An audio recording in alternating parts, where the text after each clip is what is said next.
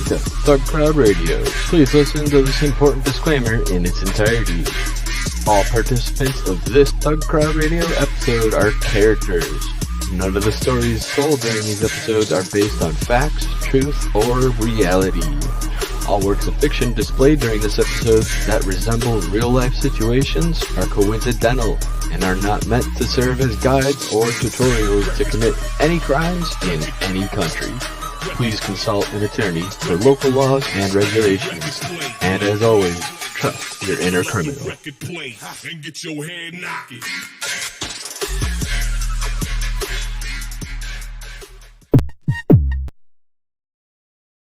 Treated very unfairly in this country. They're afraid to do anything because they don't want to lose their jobs. I have thousands of people saying ThugCrowd. Fantastic, okay? I was thinking about ThugCrowd. I'm the biggest fan. And I know a lot about hacking, and hacking is a very hard thing to prove. The security aspect of cyber is very, very tough, and maybe it's hardly doable. And I think Secretary Clinton and myself would agree very much when you look at what ThugCrowd is doing with the internet. They're beating us at our own game.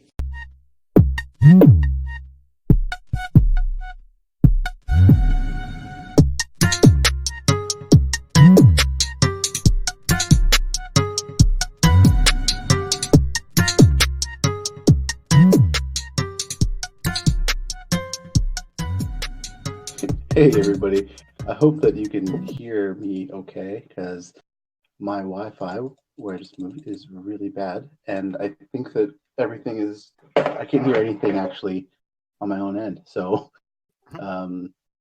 hey, hi. Oh, we're good to go. Now, yeah.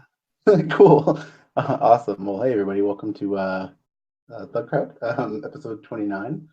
How's everybody doing today? Doing fantastic. Yeah, I'm doing good. Yeah. Another day in paradise. I'm just doing plumbing, you know. Hell yeah. Whew. Well, I'm glad that we have migrated this to the cloud here so that I can just run it, and if I drop off, then there's no problem. I guess it's like a screensaver stream, which is nice. But yeah, so today we're going to be talking with JoeBeOne about election security, and thanks RQU for joining us too, and suggesting him, because it's awesome stuff. Election security is like literally the biggest thing on everybody's mind at this point now for cybersecurity stuff, and I feel like it'd be awesome to just talk about all those kind of things and go over some of our questions and concerns and just be able to actually get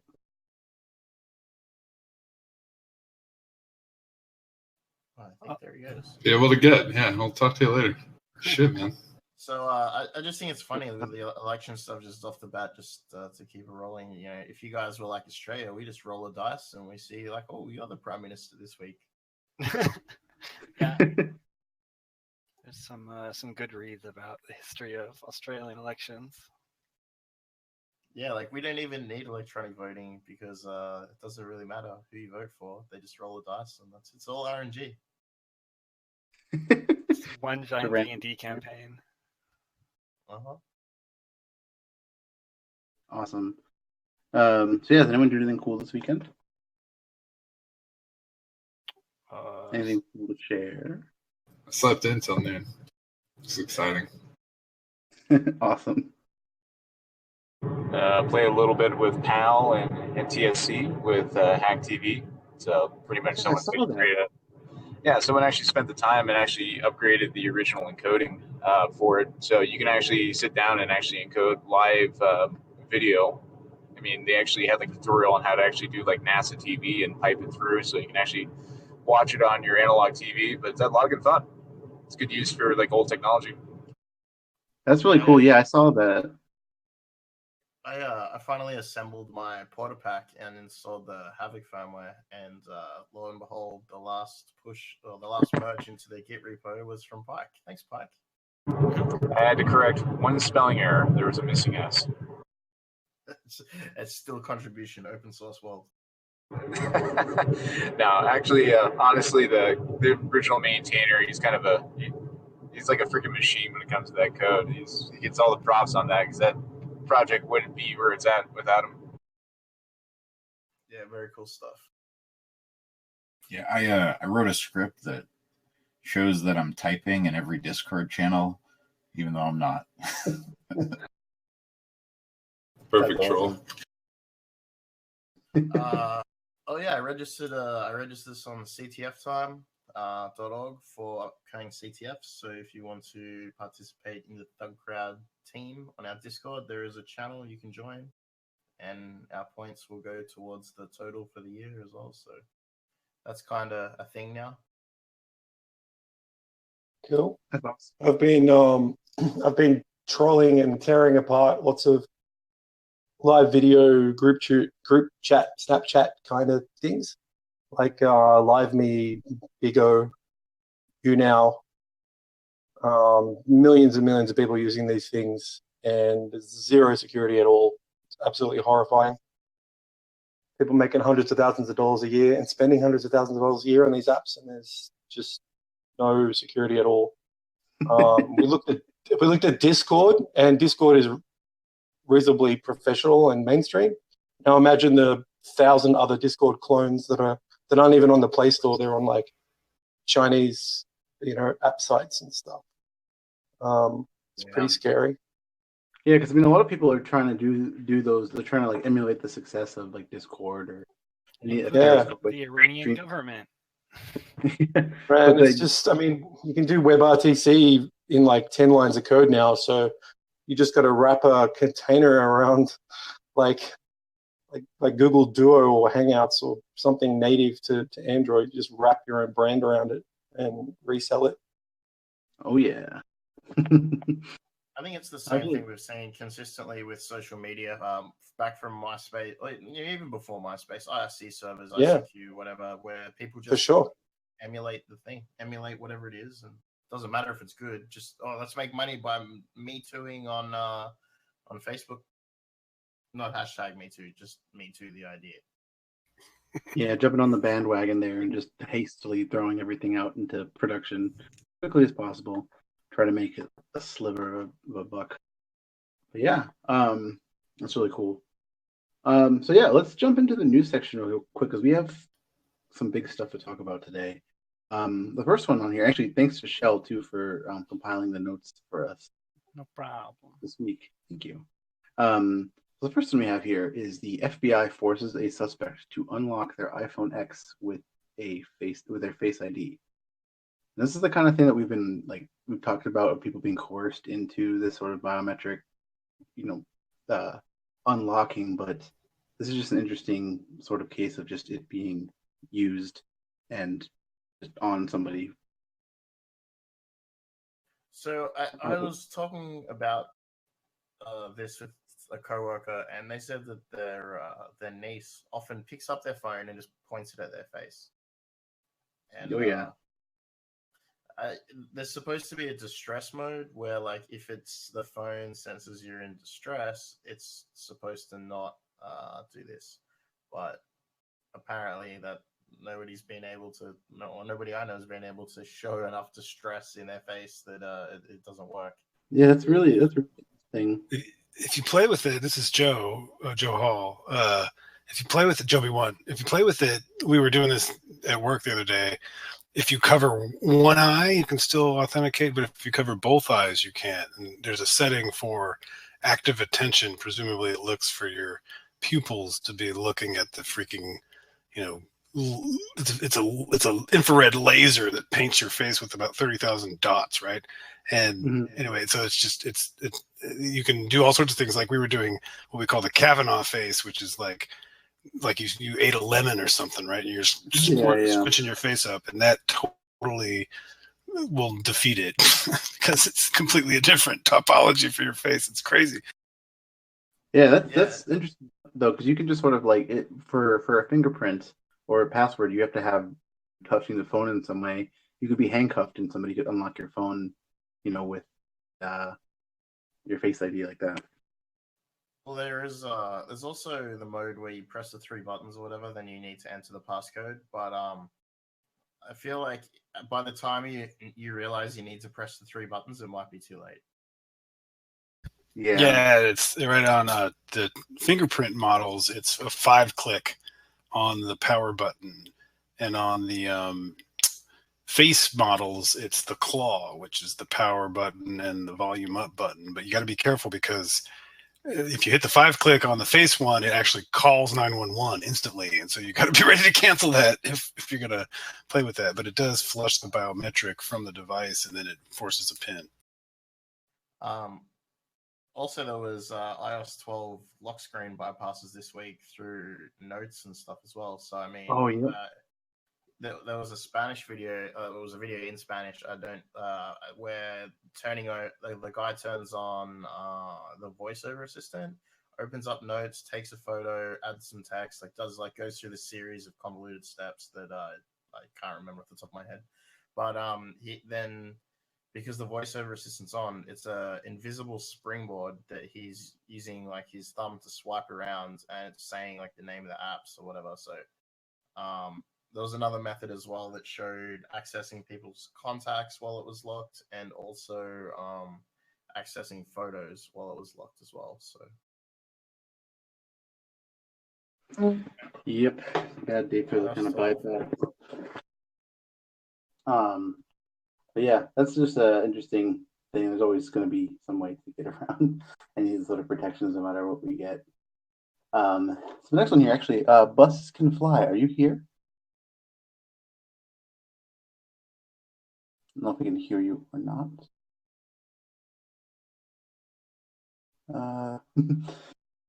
Yes, feel free to jump in if you can get your microphone working there.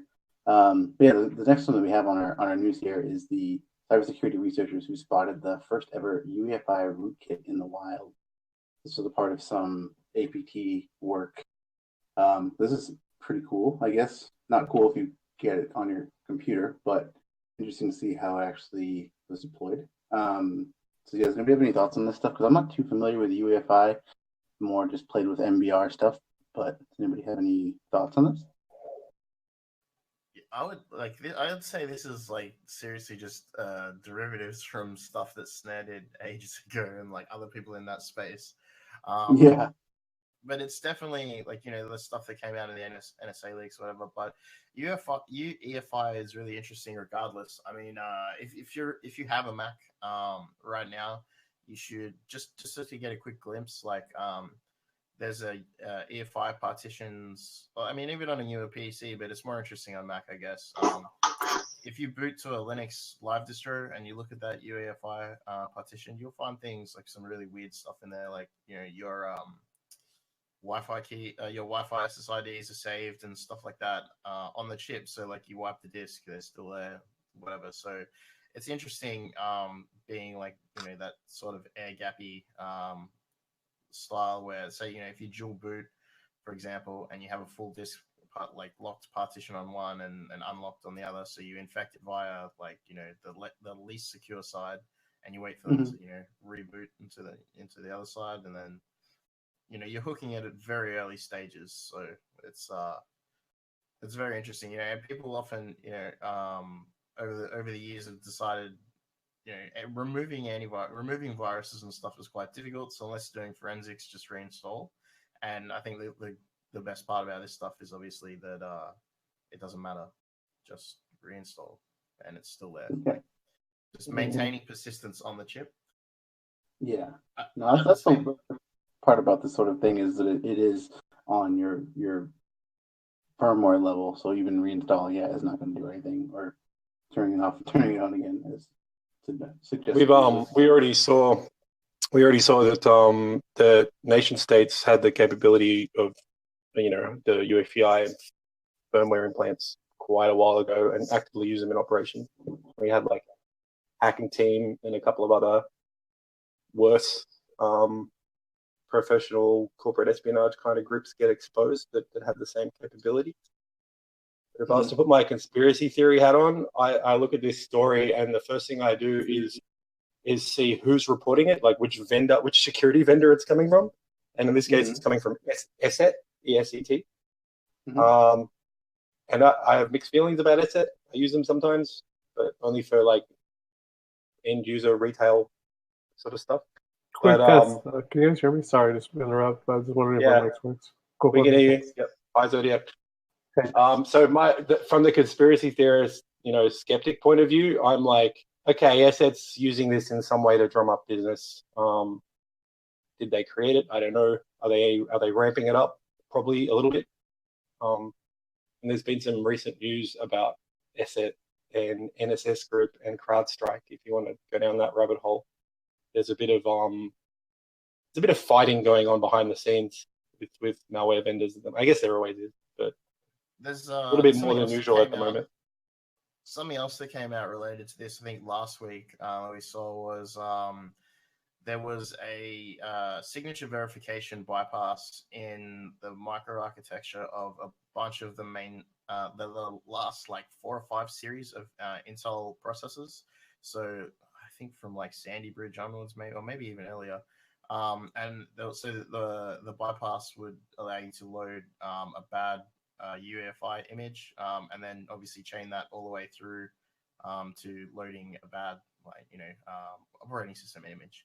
So if you look at the top of the flowchart there, where it's got the security SEC, like with the processor in it, at that point where where it inits the processor and goes through is where that vulnerability was. So linking up those something like that with something like this would allow you to bypass a bunch of stuff. Also, as well, if you look at the Apple type stuff, Apple's EFI protections now include it's a BGA chip that they use on their boards now. So to access it, it's like through an SPI. There's like this SPI header that's like proprietary. And if you want to buy adapters for that, you can buy them online, Google. But actually getting to the EFI chip physically has become more difficult in Apple space as well. So for the person who wants to actually remove this by reflashing their EFI chip, good luck. It's pretty annoying. Yeah, it's not something I'd want.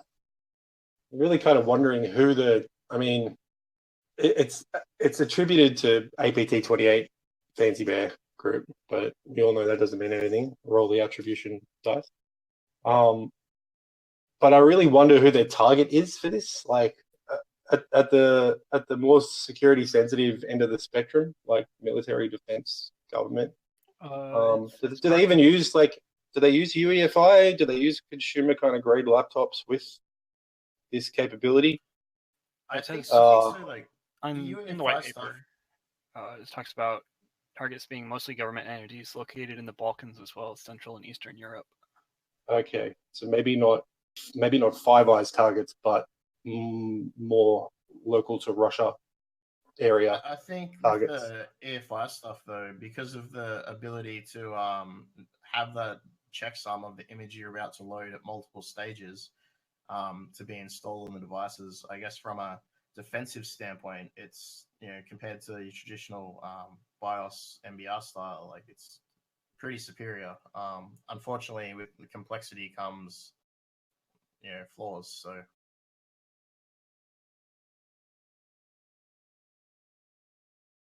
yeah, exactly.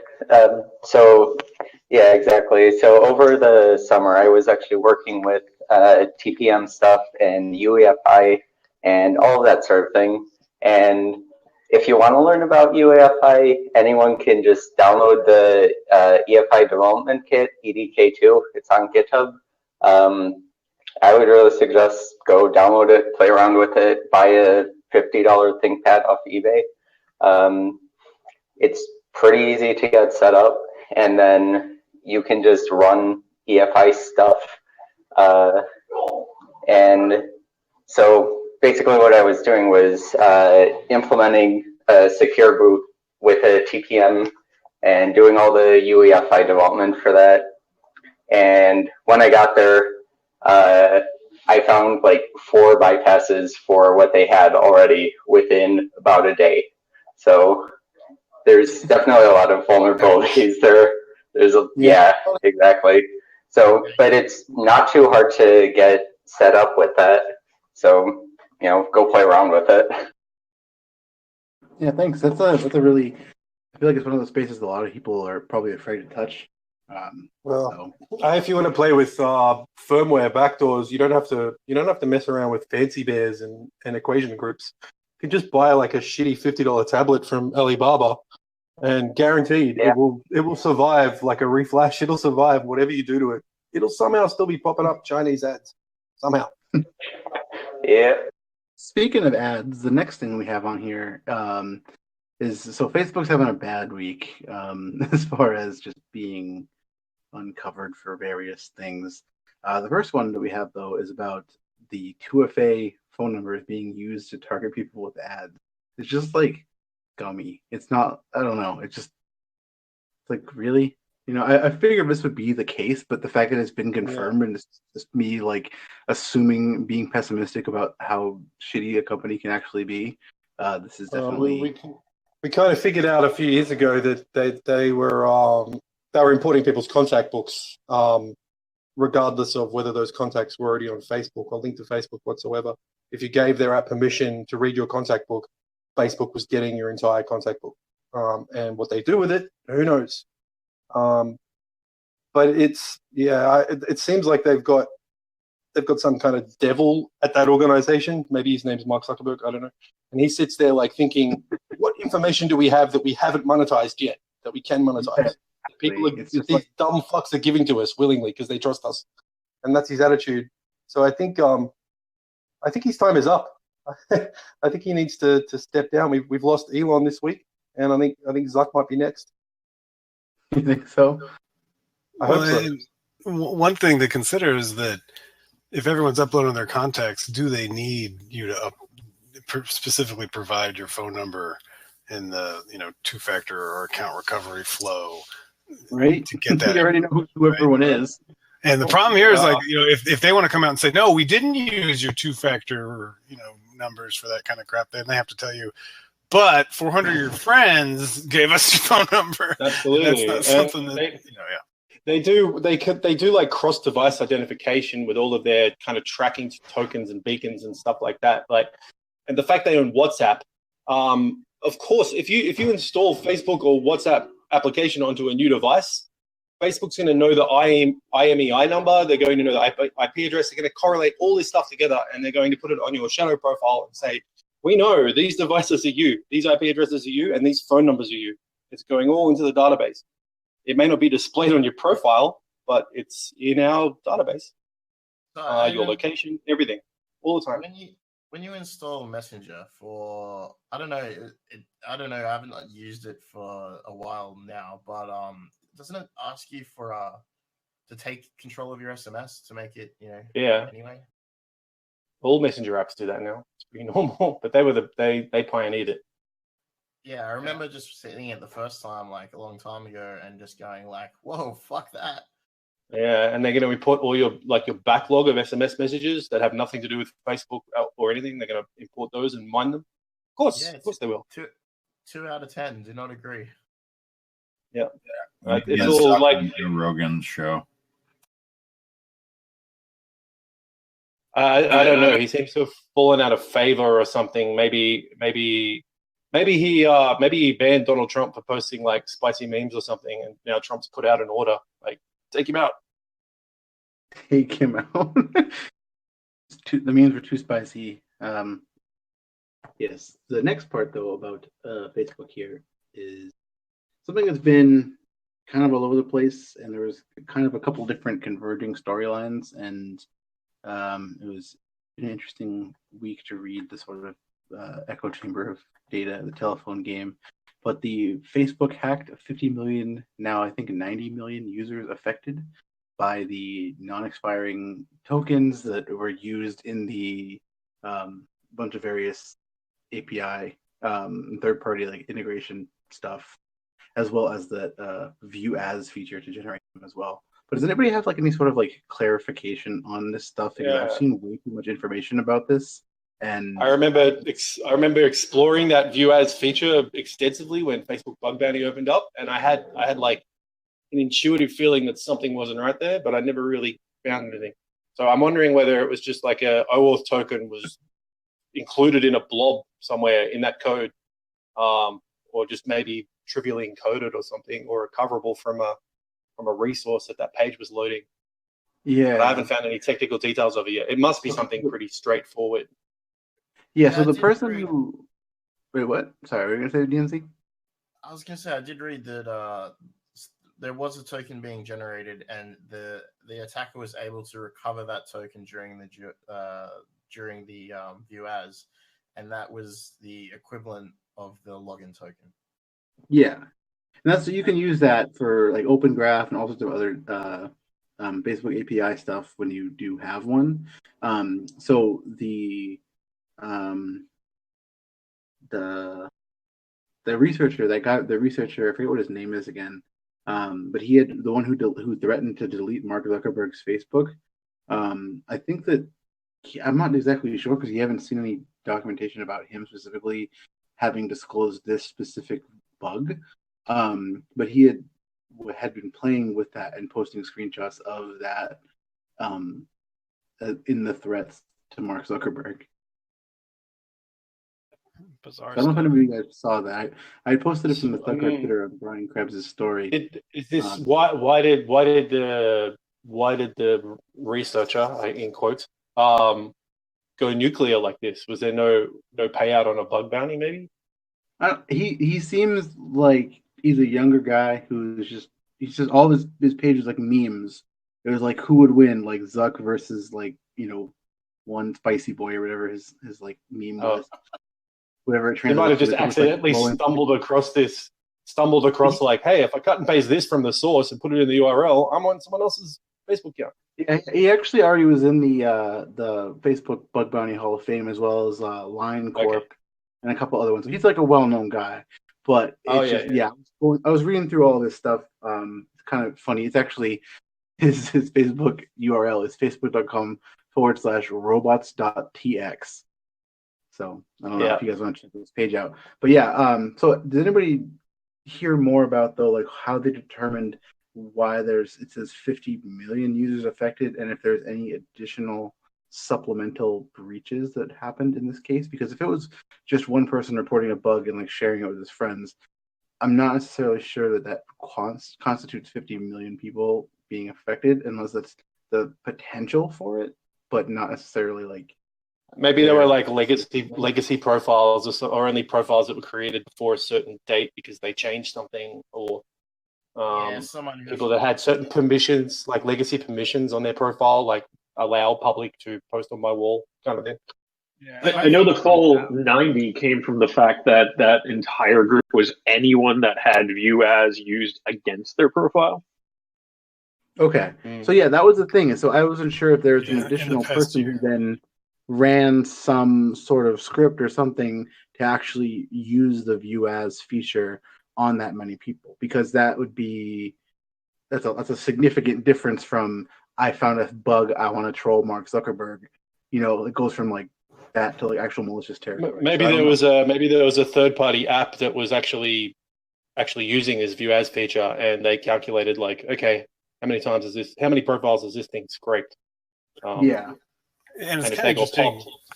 Yeah, it's kind of interesting in and of itself that 90 million out of 2-some billion use this feature, the view as feature. Right?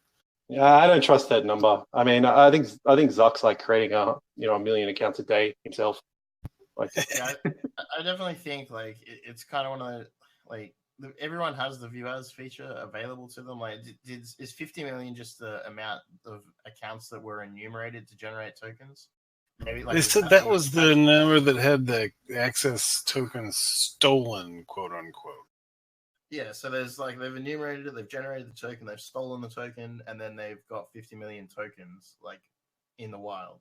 That's what that's what they'd have to be if they said that 50 million were attacked, because that's far short of the total amount of users. So even 50 million is a lot. Like how would you go about logging into 50 million profiles and like grabbing pertinent information or stealing all their photos and putting in a database? That's a pretty big job. Just for 50 million, it's a huge job. And how would I go about it? Like, I don't do crime, but I would definitely need a botnet or some distributed platform in order to do it. You know what I mean? Yeah, or an app of some sort that has permission that people are willingly installing, or like a Cambridge Analytica. some sort of distributed like way to have like a bunch of threads doing this simultaneously. Hey, I think the fact that it went from like 50 million to 90 million overnight, so I don't think we should, like, it could be 2 billion tomorrow. They could say, oops, actually it was everybody. We don't know. Like, we just have to trust them, I suppose. And I remember this same sort of scenario happened with like LinkedIn when they got popped the second time, and it went from like 1 million to 10 million to 50 million to everybody. So who knows? Yeah. I think maybe we should also take a page out of the T-Mobile playbook and say that, it's only like 2% of all users, so it's not that much when you put it in. Even though it's 50 million.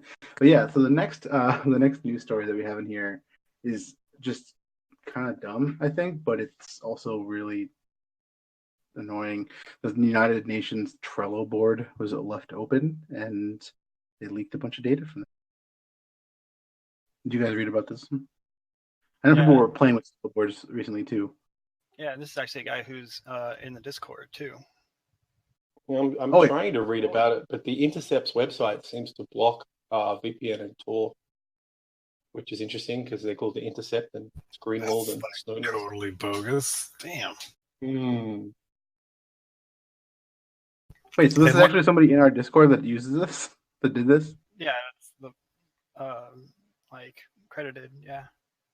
Oh dang, we should have actually got him on here. I didn't realize that. Oh, that's cool.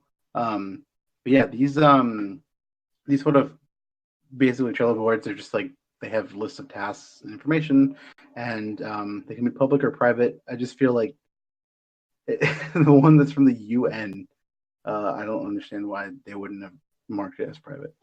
Yeah, it's one of the things that was like in an agile small team where you want to blah blah blah blah blah get move fast and make big news and whatever.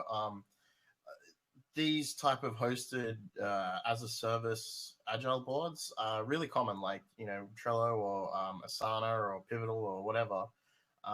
And a lot of the time, people just assume that hey, I got this as a service. You sign into it. We're using SSO to sign on, which is convenient, and you get up and running really quickly. You add your whole team, and then people just start using it day to day as part of their workflow, and putting credentials in there by accident or putting some sort of other sensitive information in there by accident is not really that uncommon because people feel like it's safe.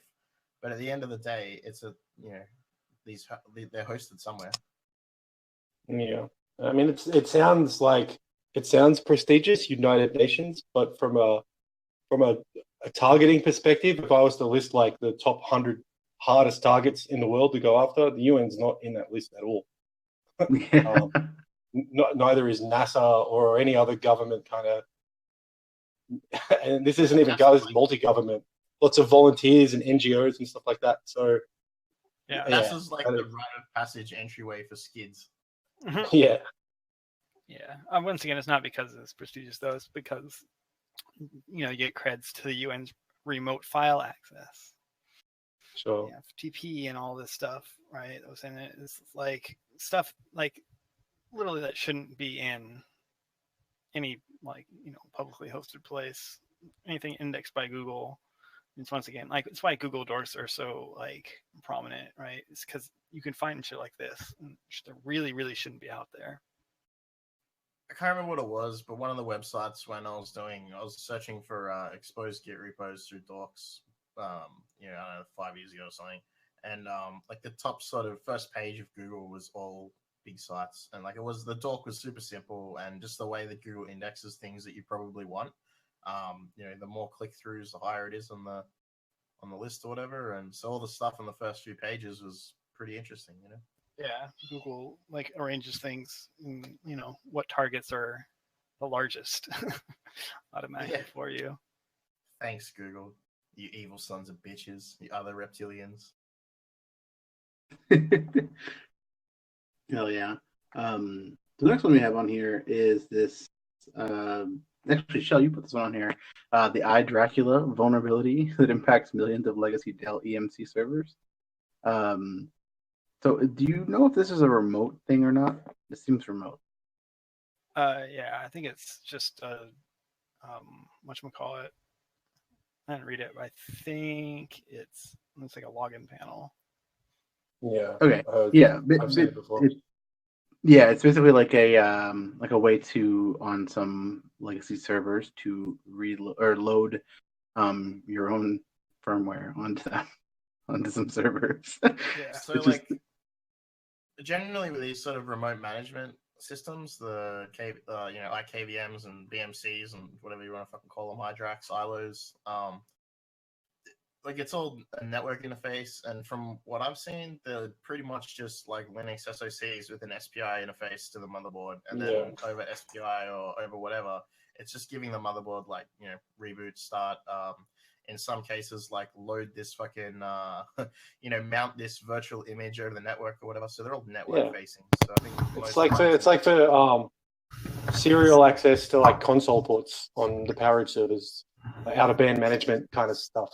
So there's often no security because they leave that security. Security is entirely up to you to segregate that infrastructure and that networking, that conduit, completely away from the rest of the network. So there is by design, there's quite often no security because they just assume that this isn't even going to be used in production. It's going to be a completely separate network with like a 3G modem attached for emergencies or something. Yeah, like in data centers, like the so some of the stuff I've seen has been like the physically separate switches, not just VLANs or anything. They'll be like physically separate switches for management that go back to the NOC only, and so that they can they can turn the boxes on and off and provision them and whatever. But in reality, I don't think that's not everywhere. Lots of places just plug them into the same network, or well, they just don't know it exists. Like, how many? Look at Metasploit's like modules collection and do a search for just HP, Hewlett Packard, or Compaq, or any just the word management. Like every single one of these major vendors has hundreds of exploitable bugs over the last decade or two in their custom management interface that very, very few customers use, but are installed by default on everything they sell. I think a couple of other things as well, like that I've seen on that kind of stuff is like because the actual chip is not very powerful, and the first boot is generating private keys for SSH and stuff like that. You're not getting very strong private keys off a tiny SoC. Like so, if they're not preloaded, if you have them set, you should probably generate them yourself and import them. Pro tip.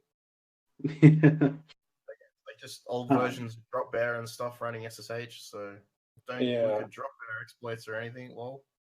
Yeah, I mean, half of these devices, you stick them on a network and discover they've got some bizarre variant of SNMP running on some UDP port that uses some client application that real edge case scenario, but they've built it in and they've rebranded it.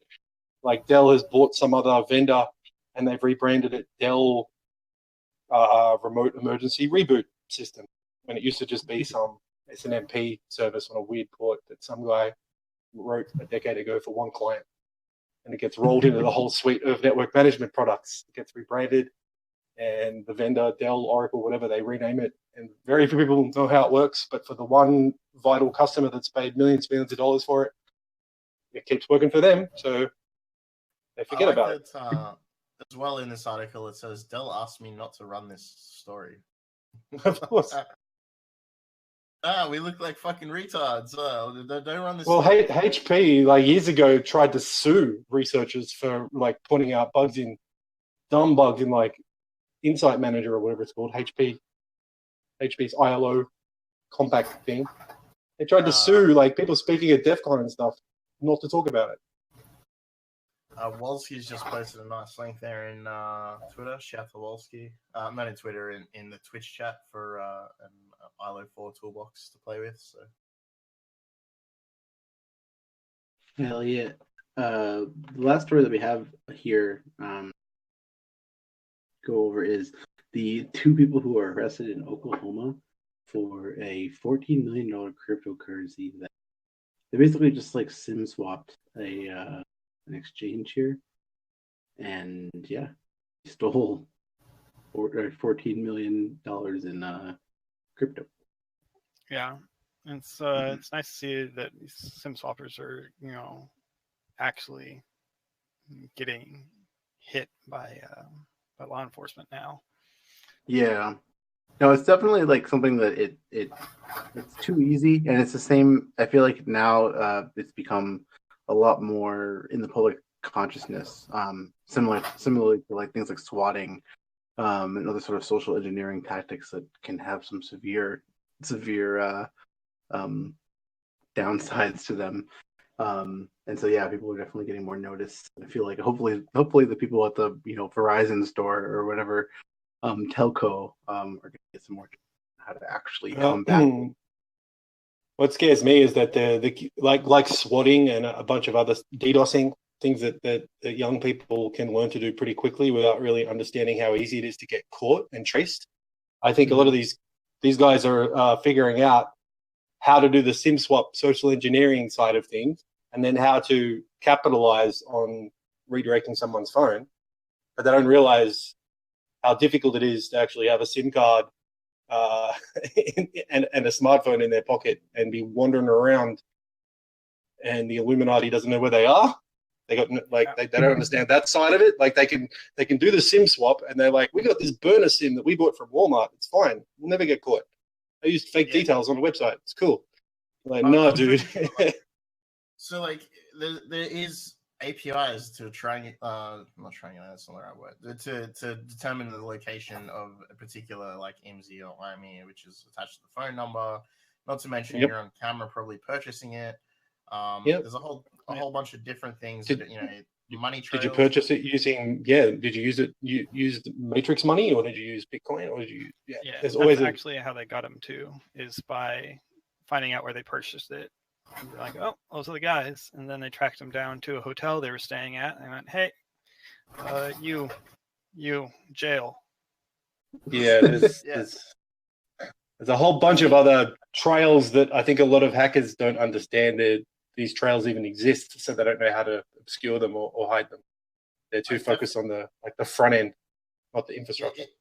If you want to be a great script kiddie these days, you need to not just a good script kiddie. You need to be a great script kiddie. You need to be excellent at DDoSing, building shitty botnets, sim swapping, and Fortnite. If you can do that, you will be an excellent script kiddie. Yes, you will. So that's about it for the news. And I feel like we might, if you are ready, JoeBeOne, try to get into our actual main topic, because I know that people have had a lot of questions about this sort of thing, and our Twitch chat too. Would you want to start going now? Sure. Yeah. I mean, whatever. Yeah. Happy to start when you are. Awesome. All right. Yeah. So so RQU had told us about you, and we're really excited to get you on, because we've wanted to cover some more of this kind of thing, as there are. It's becoming, or let me back it up. There are elections coming up soon in America, and election security has been a hot topic for a lot of people. But there's a lot of hearsay and a lot of weird information, and it's hard to know exactly what all of this sort of means in context. So, I'd like to first ask you, how did you get involved in this sort of field of research? Oh man, so I'm old. I'm like 40, right? So I originally started out in astrophysics. I used to model planetary atmospheres in Fortran 77, which is nothing I wish upon anyone. But it was fun. But like at some point, you have to ask yourself, what are you doing this for? And when I asked myself that, and asked other people when it comes to the astronomy and science stuff, it's to help. It's to solve the mysteries of the universe. And I really wanted to help people do something different. And I saw a talk by my future PhD advisor, a woman from a law professor, actually from Berkeley, Pam Samuelson, about how in American law, the DMCA was inhibiting cryptography research. And I was like, what? And it just seemed really strange that people get paid to think about those things. And so I was like, how do I do that?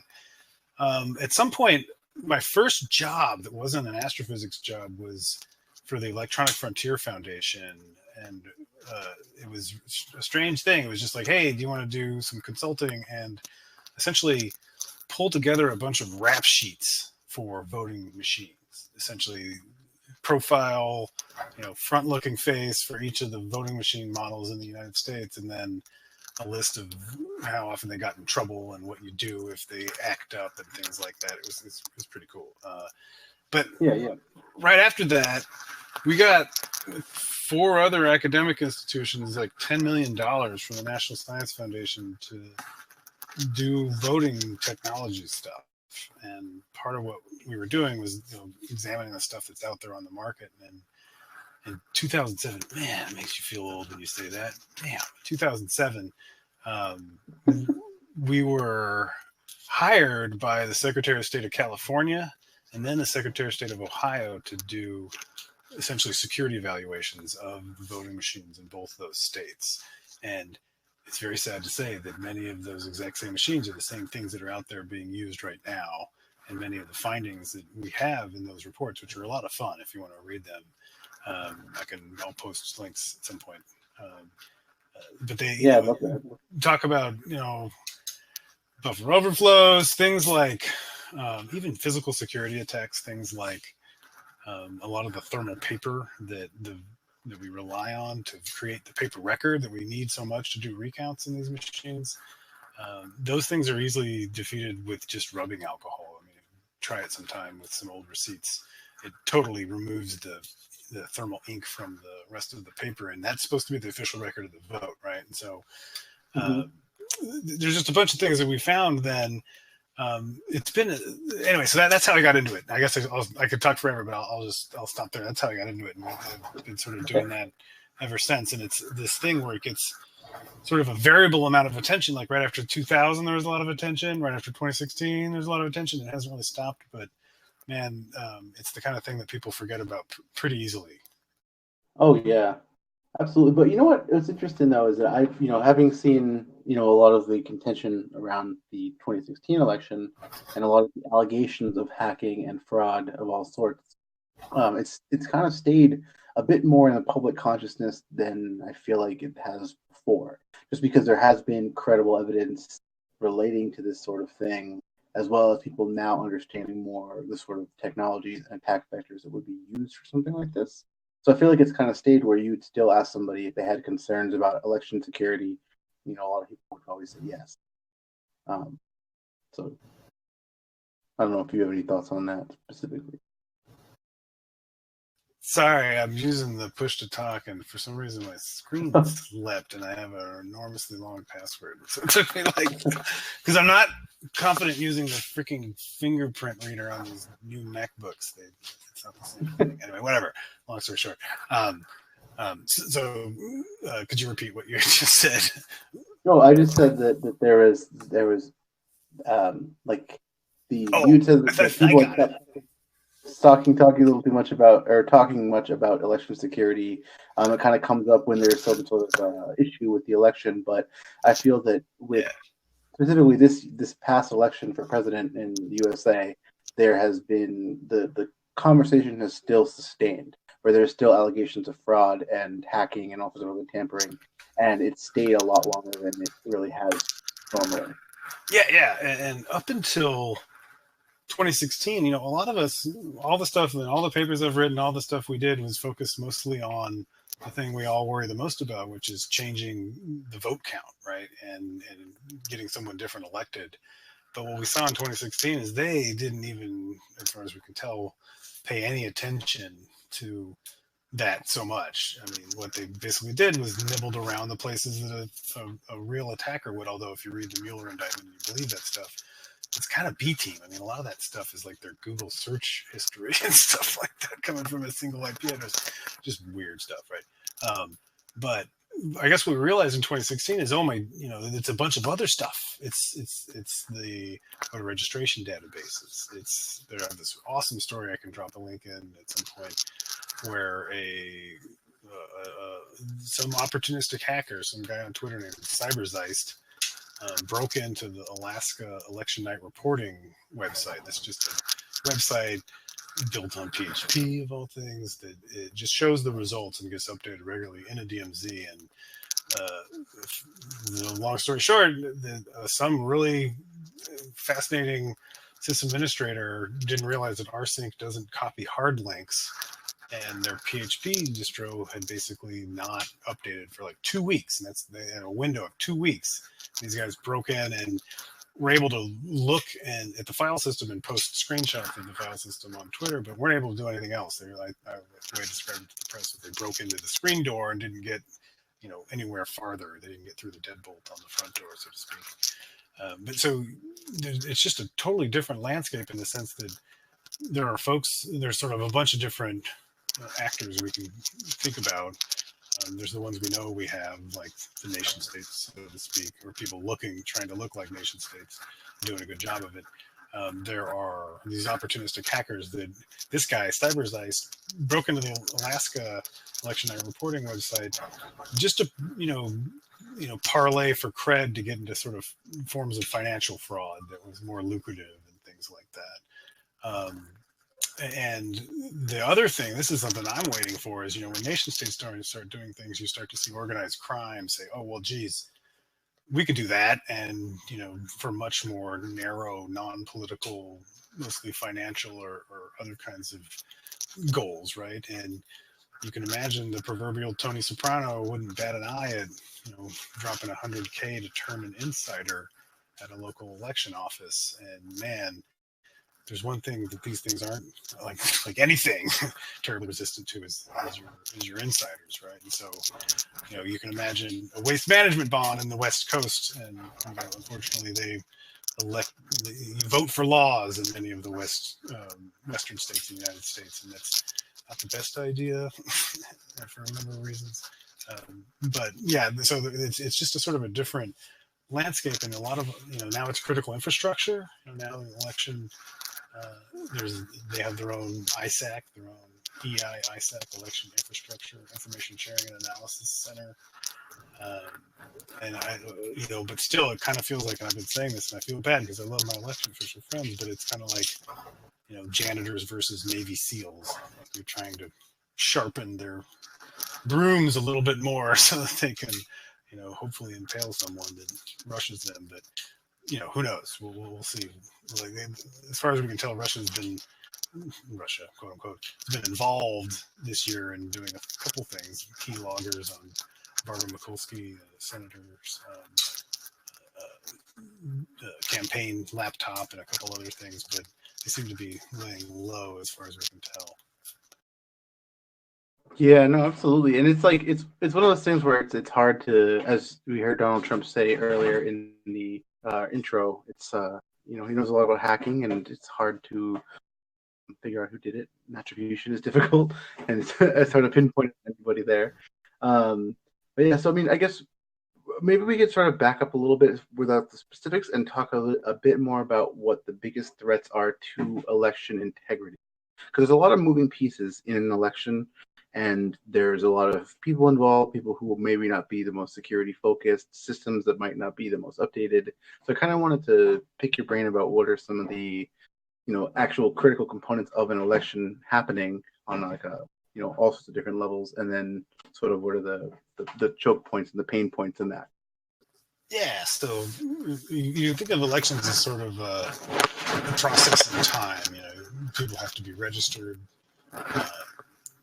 There is a election day, or in many places now there's like a couple of weeks where you have large polling places and vote centers with television and stuff in them, and then you have basically the counting process, which starts on election night, but actually goes for like 15 to 30 days afterwards. People don't realize that the day after the election is quote unquote unofficial results. They're largely from digital sources and haven't yet sort of had the T's crossed and I's dotted. So there's a bunch of different things that happen there. Like, and the things that we tend to do is we tend to think about these in a bunch of different sort of isolated systems, but they're all connected in a way, right? You have the voter registration system, which has to have an online component because, online voter registration is something that it's easier to do than casting votes. It's the kind of thing where you want to do that and not have paper, and if you can do it right, and many people do it right, but it's kind of a complicated thing because you have to have sort of a system of record that is air gapped that you do updates to from sort of a web system. And we've seen cases like in Illinois in 2016 where attackers used a SQL injection to essentially exfiltrate a bunch of voter registration records. And then there's the voting system itself, so which is, the things that people will cast votes on, and some of those, it just depends on, there's a whole variety of those things in polling places or elsewhere. There's the old school lever machines. I don't know if anyone uses lever machines anymore. There's still one county, I believe, in Johnston County, Kansas, that uses punch cards. There's a bunch of tiny counties that do hand counted paper ballots, but that's really only feasible for small counties with not very many people. Yeah. Oh, hold on. Actually, Joe, you're scraping against the microphone a little bit, and it's kind of cool. Sorry about that. It's my damn beard. Yeah, you know what? That happens to me too. Right on. Thanks for telling me. Yeah. You were talking about the different methods of actually counting votes, and that's something a lot of people say. We have to only do paper ballots or make it secure and stuff. But a lot of people don't realize the massive scale to which people are processing this data, and that's the exact reason why computers were invented, was because they need to process massive amounts of data that would normally be counted on paper. So and a real easy thought experiment is just to take Los Angeles. Los Angeles is the test when it comes to scaling, right? 5 million voters, 5,000 polling places. So many polling. They run an election every month in some town in LA. It's kind of crazy. Most people do one a year, whatever they do all the time, but not necessarily the whole city or the whole county, right? Voting at once. But they pick up ballots in helicopters, and one of the reasons they do that on general elections is because with 5,000 polling places in the traffic in LA, you're guaranteed that someone's going to get in a wreck, and it may be a fiery wreck, and you may burn up ballots. And so what they do is have people drive much shorter distances, and then they use helicopters to pick up the ballots, which is just crazy. And so those are it's just wild, man. And so the voting systems, and we have. What is it? 5 states use fully electronic, so there's no paper record that's created by the voting machine or that people vote on. There's 33 states that use all systems that create or keep paper, which is really important. There's a bunch of others that have some, mix of those things. And so you have just the regular voting machines are we call them DREs. Those just keep an electronic record, and that's kind of, that's something that is totally frowned upon by the technical community, because you have to have what we call a software independent record, something that if the operating system or something goes wild and starts to write over the storage medium or something like that, you have some other record that you can count later to get an independent idea of what the vote is. Anyway, so there's optical scan voting machines, which are like the ones that you would fill out like a bubble, like on a Scantron and things like that. All the way up to the latest and greatest, which are essentially really expensive pens, these things called ballot marking devices. And those are, you walk up to it with a ballot, it sucks it in, you interact on a touchscreen, and it really does, it just fills in the ovals. It doesn't keep any state, so you don't have to worry about it counting anything. You can throw that thing away. It's just marking a ballot for you, and then you feed that into a scanner or something like that. All those things result in some type of election medium, and I just posted a link right before we started talking in the general or the Voiceless Voice or whatever place, where it's a brand new article that covers a letter that a bunch of us wrote that basically says, please don't use wireless forms of transmission for this upcoming election, because it's just, if you can, unless you're like in Alaska. In Alaska, they have like bush pilots who will send ballots and materials back and forth to places that are really hard to get to. And so you can imagine they do a lot of, telecommunications and wireless transmission, and they may not be able to avoid it there. But that's an example of, accumulating results. You got to get the digits back to some, centralized notion of got to count all the ballots in a county or whatever.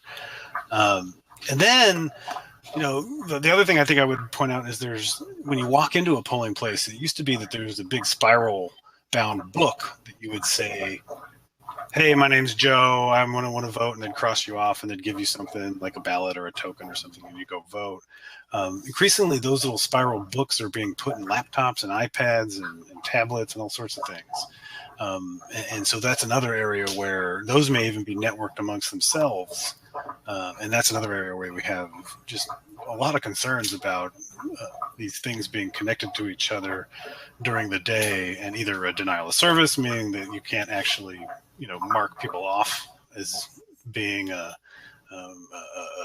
authorized to vote or whatever, or people just pretending like they're voting and not voting, sort of doing a different kind of denial service where they would invalidate your ability to vote by coming in and doing that. Anyway, that's a very broad overview. Sorry, that was very long and windy. Oh no, we need that though. That's the kind of thing. See, I think that one of the things that is a big concern for everybody is that not a lot of people understand exactly how it goes everywhere. They see what they see in their own polling places, their own municipalities and everything, but they don't know the scale at which this happens and the different methodologies that are used to actually collect votes.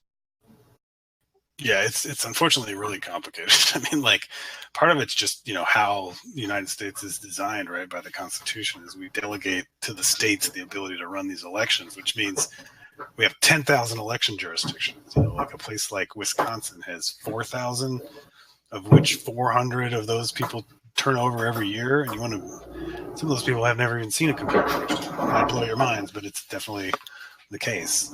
And it's just really complicated, and there's all these different things. And part of what we hope to do, I guess, and I work at a nonprofit that we do research and we also do advocacy. We try and tell, hey, this is what you should do, Congress or whatever.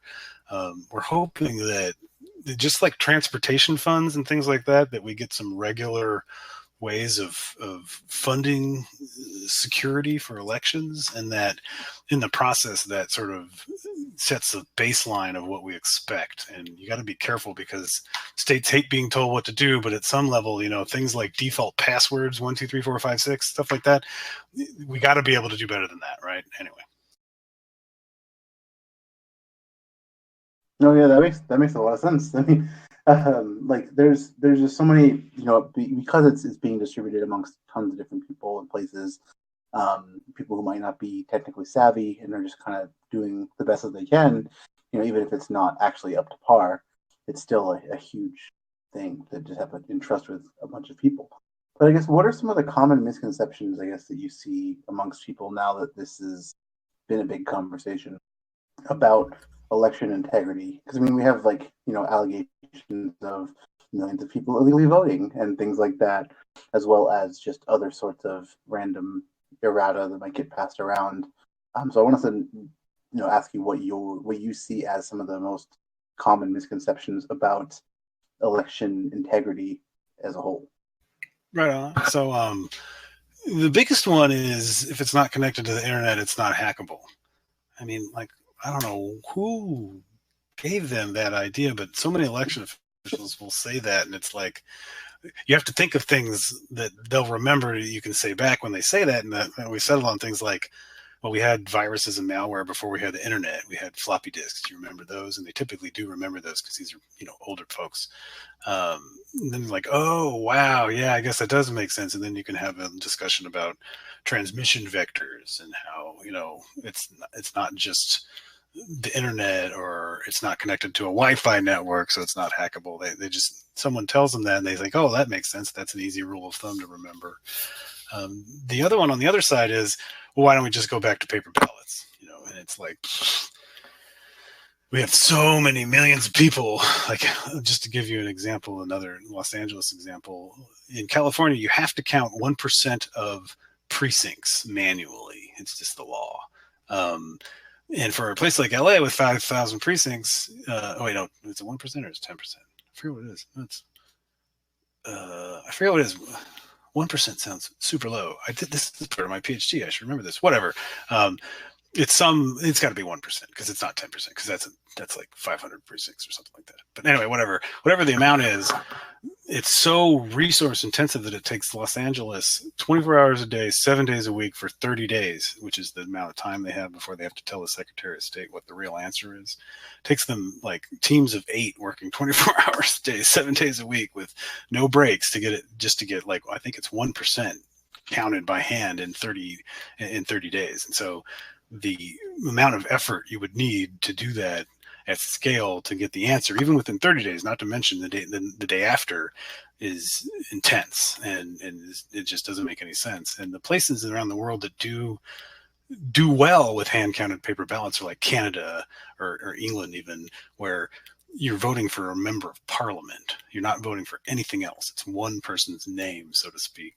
Whereas like in California and places like that, we vote for board members of a mosquito abatement district. And I don't know who decided that people need to vote for mosquito abatement districts, but we do vote for them, and they're on the ballot. And sometimes they're instant runoff voting, which means there's 3 copies of the same race. One is your first preference, the other is your second preference, the other is the third preference, because it just doesn't, something you can do in a computer interface doesn't really work out very well on paper in many cases. And another point there is that in Los Angeles, they have 12 languages.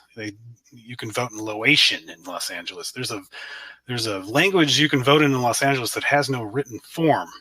So you have to vote using an audio ballot, but because some number of thousands of people in Los Angeles, as I say, don't dream in English, they've decided that, they want to be able to have people vote in that language, and that's totally awesome. And they do that, but it just goes to show, doing some of these things, like how do you fit 12 languages on a single ballot? Okay, if you're going to split the languages up, how do you do without creating a side channel so that that the one person voting in Chinese, you can't identify their ballot and stuff like that. So those are 2 misconceptions.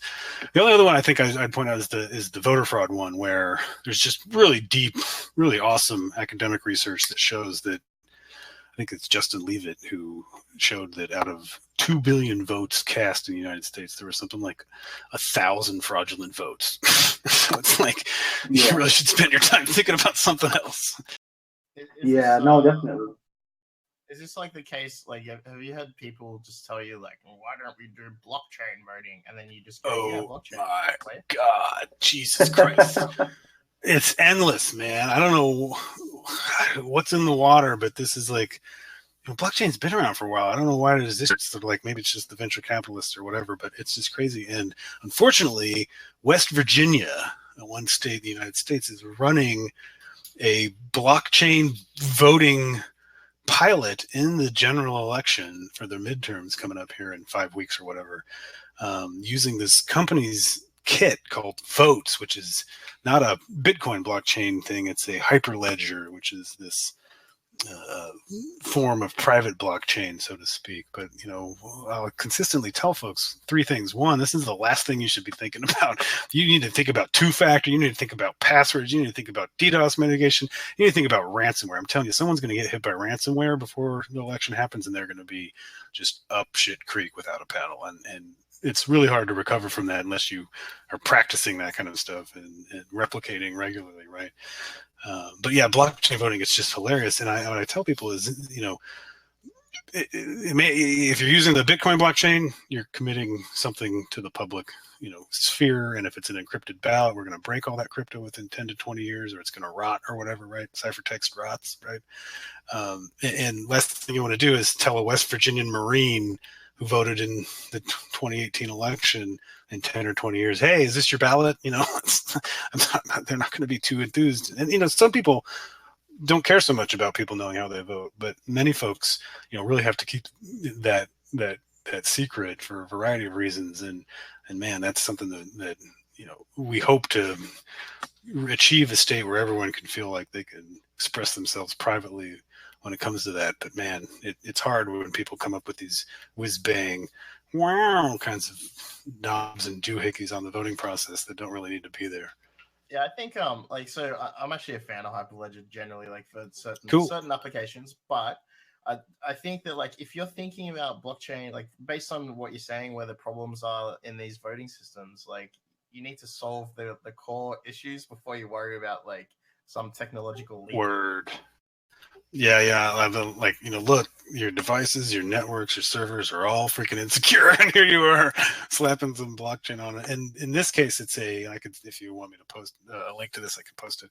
It's a 4-node Hyperledger blockchain, all managed by the same company. And so it's like, not even trying to do the sort of the ideal, like, independent organizations are managing part of the node infrastructure.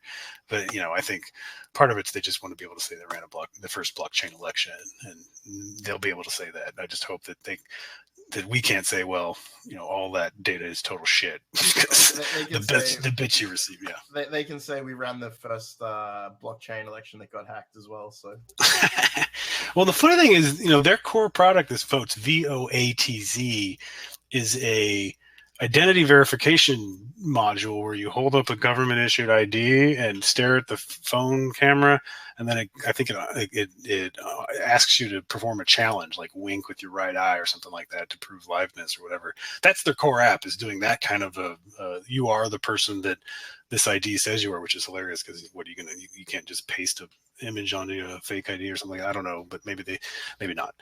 But that's their core product, but for some reason they put all this voting crap around it because they think that's what's going to really sort of let it take off. And man, we've just been killing them in the press, and I feel bad, but it's like, this is just I actually stopped telling, this sounds really stupid to say, but we've actually stopped taking press calls on blockchain voting because it's just such a freaking distraction. And it's like, no, I'm not going to spend my time on that. I don't want to feed the news cycle on that, but it's kind of silly. It's definitely it's a very similar sort of process to the KYC process in the financial land. Yeah. So like actually passing, your proving your identity without face-to-facing is extremely difficult, and there's not a lot of ways to do it. They can be reliably hold up, And with the death of knowledge-based authentication post-Equifax, right? It's like we're just pretty sure that all that crap is useless for some level. Yeah, there's a lot of companies as well. Like when you KYC to do a bit, Bitcoin or whatever, you want to buy something, you have to do the process. And there's the third-party companies out there that literally have a room full of people just comparing the ID that you uploaded to the video that you've uploaded, that do a wink or whatever, and they're like, oh yeah, that looks like the guy. Yeah, totally. I mean, is that really? Yeah, I mean, so if you take that down to back to the people level, if a random person comes up to vote at the election and they bring out their government issued ID, and the guy behind the desk says, can you turn your head to the left and wink, or turn your head and cough or whatever, is that really the guy? Does the person doing the verification really know? Not really. That's kind of the funny thing, is the way, at least in the United States, it's been is that we tried to create the size of a precinct. So the thing that the voting unit, as being essentially small enough to where if you're in line and someone claims to be someone they're not, that people would sort of notice, that kind of a thing. And, it's a pretty archaic notion of like how many people know their neighbors. Like, I kind of know my neighbors. I don't know if I would necessarily be able to spot them in line, but whatever. And that's kind of drifted. And so a lot of people are like, wow, you don't have to show your ID in a lot of states in the United States. That sounds kind of crazy. But part of that is that there's a burden involved with, IDs aren't free and they're not easy to get. And because of that, that means that there's people we want to vote who don't have IDs. And there's all these other weird aspects, like, there's so many side channels in voting, it's ridiculous. When I was at Princeton in a postdoc, we did this work where it's called paper fingerprinting.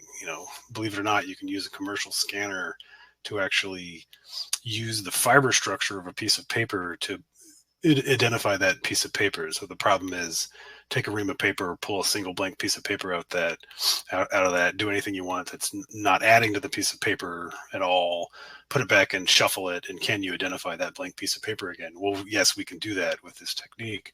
And so that means there's sort of, there's this basic limit on how anonymous you can be, right? Is that if someone can to give you a ballot that they know that they've doctored in some way, it's really hard for us to protect against those kinds of attacks. So you're saying that the numbers in California were of actual fraudulent or voting? Like, so is it fraudulent voting or like people voting twice? Like, what's the biggest? And typically we talk about the archetypical voter fraud is called a voter impersonation attack, and that's when you go and claim to be someone else and you're able to cast a ballot, and you remove from them their ability to cast a ballot. You basically added another ballot to the stack that shouldn't be there, and there's nothing you can do to, because if we do it right, once you've cast a ballot, there's no way we can tell whose ballot yours is in the bag of ballots. There's also, straight up, trying to add ballots to something or remove them. Those can be hard to do because when it comes down to it, if you get 900 ballots from a polling place that has 300 voters, something's fishy there, and you may just invalidate the entire thing if you just don't know where those came from.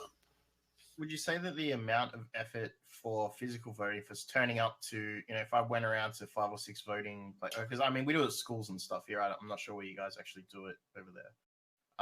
But if you just show, like, how much effort does it take for one person to go vote 5 times compared to somebody infiltrating the sort of, supply chain, I guess, and feeding the votes? Like, what's more effective? Well, this is where it gets really depressing. So we do vote in schools, churches, garages, retirement homes, all sorts of things. And one of the sad things is that it just logistically, often the voting equipment is sent, days, sometimes a week before the election day. And so there'll be, kids walking by at school, a pallet of shrink wrapped or cable tied or tamper taped voting machines all sort of together, which is unfortunate because you'd like those to be under lock and key, or you'd like them to have some critical component that's not delivered in the last moment, like a memory card or something, but that's not often the case. And so unfortunately, and if you've ever visited us at the DEF CON voting machine village, getting physical access to these machines is pretty much game over, considering how old many of the models are. These are typically 10 to 15 year old computing systems, x86 and Z80. I can read this really interesting paper about 12 years ago doing a return-oriented programming, a ROP attack against a Z80 Harvard architecture machine called the Sequoia AVC Advantage, which is kind of cool because Harvard architecture, right, means it's splitting the instruction from the data set into 2 different types of memory and stuff. Anyway, pretty cool stuff, but I lost track of where I was going. I got so excited about the ROP stuff. Yeah, that sounded really cool. Sorry. Splitting into 2 types of memory and doing ROP attacks, that's elite. Were they voting on a but you Game asked Boy? Sorry. What was that? Oh, just saying, were they voting on a Game Boy with a Z80? No, I'll post this here. It's an 800-pound, 25-year-old computer. Believe it or not, but it's pretty wild. So but yeah, you're asking about that's the kind of the problem is you'd like these things. If they're going to withstand that, you'd like them to be designed more like ATMs, right? Where physical access isn't game over. You still have to do quite a bit of, actual kinetic and or whatever, explosive in some cases, types of things to even get access to that kind of stuff. But then again, maybe ballots should be money. That's a kind of interesting idea. But no, so physical access is really kind of game over, whereas the one place I think, voting multiple times might actually be pretty feasible is absentee balloting. So, vote by mail balloting. There's only a few states in the U.S. that have where you have to have an excuse to vote by mail. In most other states, you can just say, hey, I'd like to vote by mail, and you're allowed to. And that means it's really easy, to sign your ballot and just hand the blank ballot to someone who can drop it in the mail. And that ballot will be counted, but it will be their votes, right? And we did some work a while back on vote ordering attacks.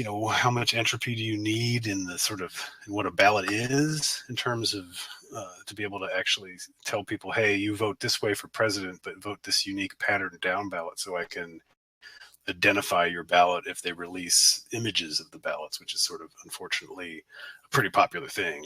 It sounds like, oh great, we have all the ballots in image form, you can get some Python going, do some computer vision, whatever, count them yourself and stuff like that.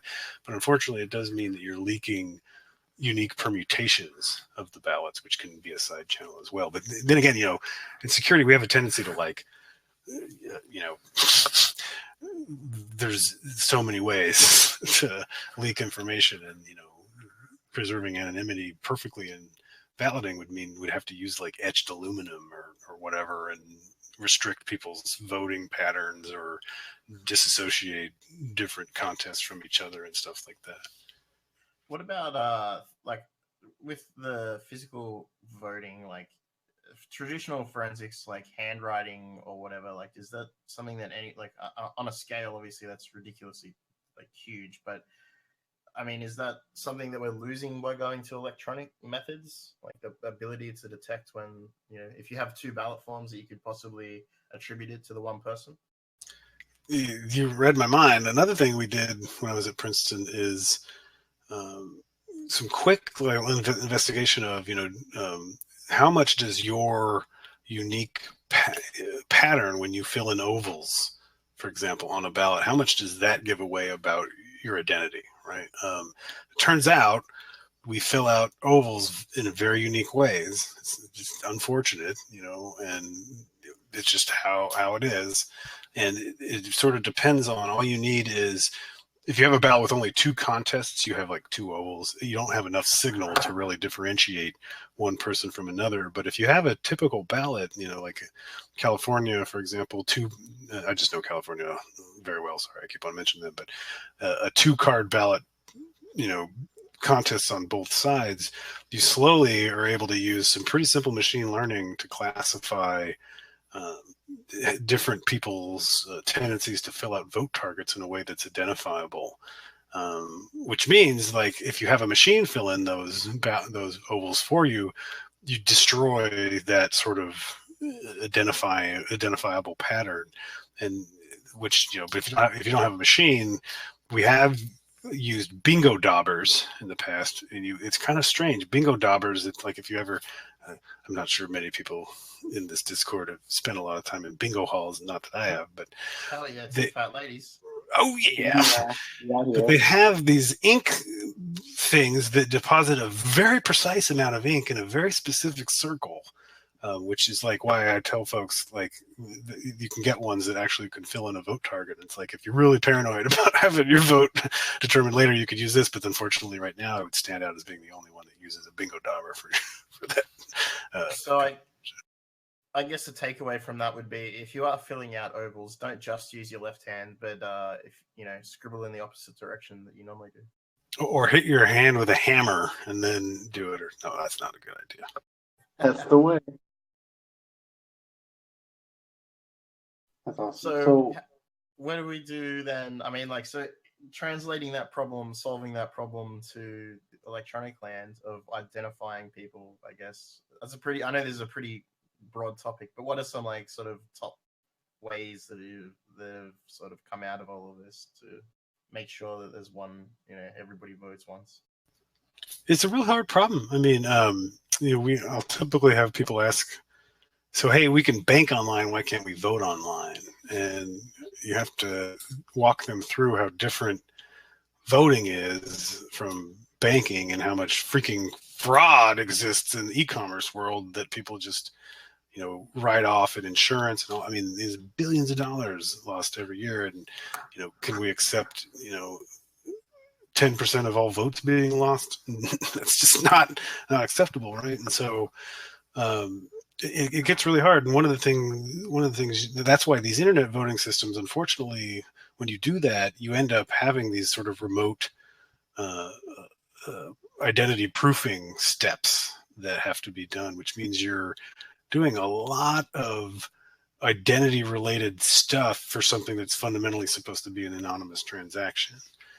And that's just unfortunate, but that's sort of what you have to do. That's why I tell people, just no one should vote on the internet. And unfortunately, there are certain types of voters that are going to be fundamentally disenfranchised, like folks on submarines.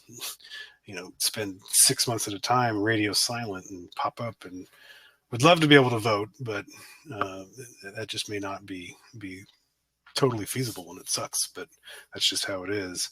So it can be really hard. I think the thing we try to do is make sure everyone's registered to vote, and that's something that we're a little worried about right now, in the sense that those are online systems. They're systems that I'm sure even if they're maintained and architected really well, there's going to be a time in the future when someone's going to be able to get into them, right? And those are ones where we're not so worried about the vote count being changed, but where people might show up and not be registered, which means they can't cast a ballot, which indirectly is going to affect the vote count, and directly is going to affect people like, well, geez, if it's this hard and I can't even vote, why am I voting at all anyway, right? And unfortunately, unlike Australia or Brazil, we don't have compulsory voting where you get fined, essentially you get taxed if you don't do it. But a lot of those places, I'm not sure. I think Brazil has a none of the above option. Nevada has a none of the above option. And that's not very popular because folks don't like it when, none of the above wins. You have to be careful. So in Australia, the actual registered to vote thing doesn't work as well as you'd like. I'm aware of multiple people who have never registered to vote, and they won't be fined until they actually register to vote. So it's disencouraging for them to register because they'll be fined whenever that happens. Damn. See, there's no perfect system. Right. Yeah. Like it sounds good. Everyone's compulsory to vote. But the actual registration process is a downfall. So.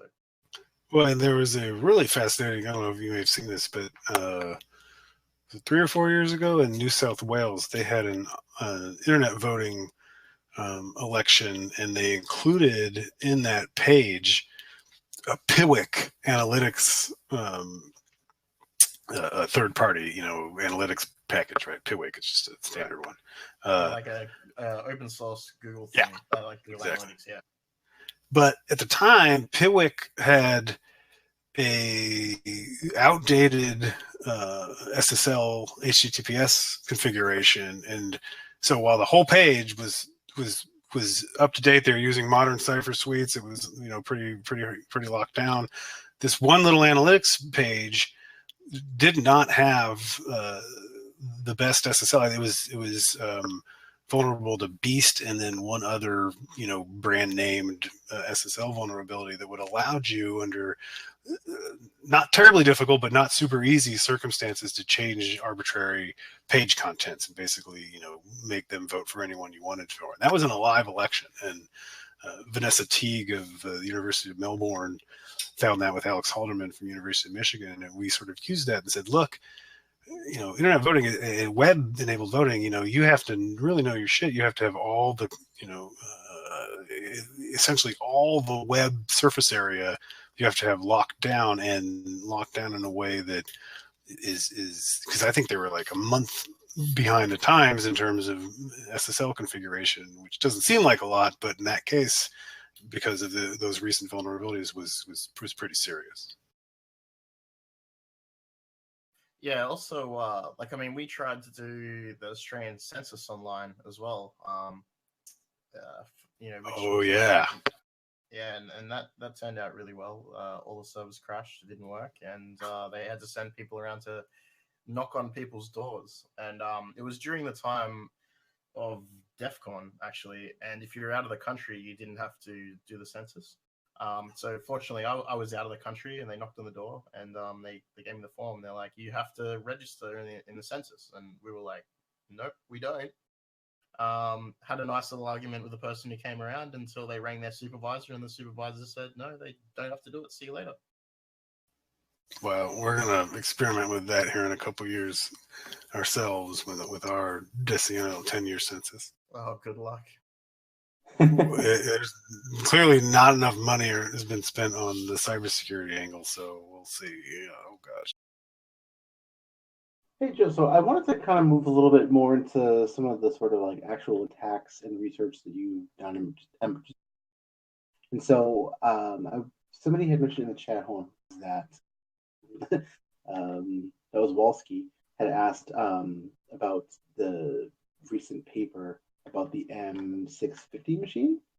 Oh yeah, and we kind of wanted to go a little bit into that about that sort of research, how that's conducted, and sort of pushback you get, like Boat Hacking Village and other sort of researchers in general who actually take a look into this subject.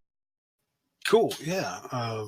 So feel free to jump in at any point, but the M650 is a voting machine that we've never actually had in a way that normal security researchers, so to speak, could play with it. We had access to one in 2007 when we hacked voting machines for the state of Ohio, and it's kind of interesting because these are central count optical scan tabulators, which means they read pieces of paper and look at little marks on them, but they read these pieces of paper very, very quickly. So this is one where at first, when we were playing with it, it has a 2 horsepower motor in it, which is like really wild for a freaking optical scan tabulator. Like we saw this thing, we're like, wow, that's a big belt on it. We're like, well, that's gonna take someone's fingers off or something. So the first thing we did was unhook the damn 2 horsepower motor from power.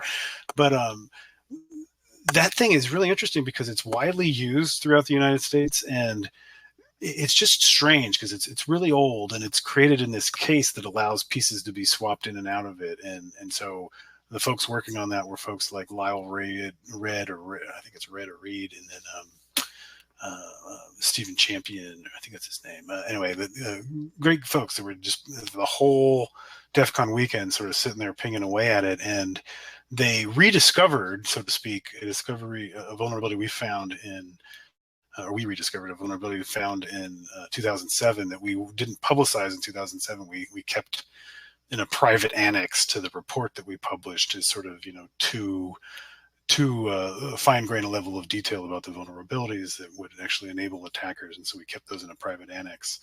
But this was the DHCP server in that M650 is just super old, and it has a couple of buffer overflows that allow global access to memory. And the trick there is that you have to. It's so old that like it has zip disks. So the super easy way to hack this thing is just to it reads any file into memory uploaded from the zip disk and runs it. And so like game over, right? You need to put this thing in a cage, basically. But also, there's this thing on the side that we saw that looked like a water spout, and like as if it get too humid or whatever. We had no idea. This is this weird big mechanical machine, but you open it up and it's an Ethernet connection, and so you can telnet to it, I believe, or something. I think you can telnet to it. It's running some sort of server, and it's just root. It's basically there's just no access control other than hopefully people don't know about computers for this kind of a machine. One of the weird things though is it's unclear if a later version of the software this is like pre-crypto, which is weird. When you open one of these things up, it's like using CRCs, cyclical redundancy checks, not cryptographic hashes or things like that. And so it's hard to understand is there any way to protect this kind of machine given sort of the threats we face in the current environment. And I'm trying to think, is there anything else particularly interesting about that machine? I guess the thing I would stress is that it's hard to give people sort of actionable advice because they're going to use this thing. It's unfortunately just really old and not designed in a way that anticipated sort of adversaries, any kind of adversary whatsoever. So like what we find ourselves thinking about is, well, now we've moved to advising you that this thing is insecure to advising you about what kind of physical security you need to have around this thing to actually appropriately use it. And that just gets dicey because some of these places they're like, what, we have to buy a cage? What are we going to do? What do we anchor it to? And like, that's not my area of expertise at all. But I mean, I have some ideas. They're probably bad ideas. But that's unfortunately where it goes. It's either that or you need to get something different. And get something different is, costly, obviously. And in many cases, because elections just, we don't pay for, there's very few resources for election officials. If you're going to fill a pothole, or if you're going to buy a new voting machine at the county level, you better believe that that pothole is getting filled, because you're going to hear about it constantly as people's, transmissions and suspensions go out and stuff like that. Yeah, so the 650s that was a particularly interesting. That's the first time we've ever gotten access to that. Whereas in the last voting village before, we had many of the same machines, at least in certain forms around. But this is the first time we got a crack at this thing. It's kind of cool. Yeah, no, I only got to check out the voting machine village for a very brief period of time at DEF CON, and it's really cool to see people like researchers actually just hitting these kind of things, especially seeing like really young people coming out and learning like the typical tricks of the trade as far as escaping whatever sandbox they might be in on an electronic voting machine, the same way you do it anywhere else, but just seeing that they can access like admin panels and other sorts of random things just there without any additional tooling. Yeah, nothing makes me, about to turn 41, feel as old as realizing that the people really killing it are like, 16 to 21. And I was like, whoa, man, you're half my age and all that stuff. But, it's totally awesome. One of the things that we have some challenges at the village, like, it's not all kumbaya hunky-dory. One of the things that we've been trying to do is, there are other villages, the biomedical village, the automotive village, where they had somewhat tense relationships between the village and the vendors. And as you pointed out, the vendors have just been for many, many years just in total denial, right? And I've been doing this since 2003. And every time we put something out, it's just, that's not realistic. That's old stuff. Oh, yep. Just the constant things like that. But at the same time, the biomedical village, the automotive village, has found a way to basically convince the manufacturers in those areas, and even academic researchers and whatever, to bring their stuff, and in whatever form, even if it's in whiteboard form, but hopefully in a form where people can hack on it. Bring your stuff, and it is the most amazing, creative, and valuable free sort of product, tire kicking and consulting you could ever imagine. And so we're trying to make the case to vendors like Election Systems and Software that threatened us at the recent DEF CON voting village. They basically said, you bought old machines, the software resident on those machines is still subject to our copyright. You have no license to that software. Luckily, the Harvard Legal Clinic, the wonderful lawyers and students at the Harvard Cyber Law Clinic, were basically like, yeah, that's bullshit. You can't threaten people who have bought something in an open market that they can't do stuff with software that's resident on the thing that bought to make it do things and make it run. That's just bogus. And they didn't go any further with that, but that's just, typical of these sort of tense, unfortunate relationships where, we want to make sure that these things are, that we have, go into any voting situation with eyes wide open. We're aware of the flaws they may have. And I'd love a day where I'm like, damn, man, this is perfectly usable for an election. And we have some hints of that coming, like if you want me to talk about the voting system that LA County has built. They're actually building their own voting machine. It's pretty interesting, dual chip trusted computing platform. But anyway, that's something where we're hoping the voting village can find a way to sort of convince certain vendors, maybe not all, maybe not the big ones, maybe not anyone, but maybe the innovative ones. Maybe like LA County that is going to have its own voting machine. They just spent $300 million in 5 years to manufacture and build a prototype and build 30,000 of these things that, if I have my way, will be open source using a modified BSD license and something called the OSET license, dual licensed. Anyway, but that's the kind of thing that has real promise. We built this thing essentially with security being, a first-class citizen in the design, and with it being open source, although there's some controversy around that because they haven't actually released the freaking source code yet, but they claim it's open source, and that's a very severe contradiction. But that's the kind of thing where hopefully if that happens, anyone, any county in the United States, anybody in the world can use this sort of COTS, commercial off-the-shelf voting system that is pretty well designed, and it should, it's kind of weird. It's like an extra market outside of the market kind of a solution where the market has sort of failed us for many years in delivering substandard voting machines that are just not secure and have usability problems. The 2000 election, there was that was a punch card machine usability problem where it's just fact that a bunch of people voted for the wrong person, and we had a different president than the president that we should have in 2000 in Florida, and that's due to usability problems. And so we need to both, people are so quick to say secure systems are less usable systems, or more usable systems are less secure, and that's bullshit. You can design a system if you put both those things at front from the beginning that doesn't have to make those kinds of trade-offs. And I think we've done that with the LA County system. Anyway, I could talk about that forever. That's awesome. Have you guys in the voting hacking village got any actual pushback or legal threats from manufacturers for featuring them in your village for people to hack on? The close it came was that sort of copyright threat. We definitely see them saying this isn't realistic. It has none of the operational or physical security controls that we have in an actual polling place. And it's like, yeah, that's not the point. We sort of threw a bunch of machines in a room and said, just don't set anything on fire. And because we don't want to have to evacuate the DEF CON hotel, right? That's not a good idea. But that's the basic rule, and it's not meant to be.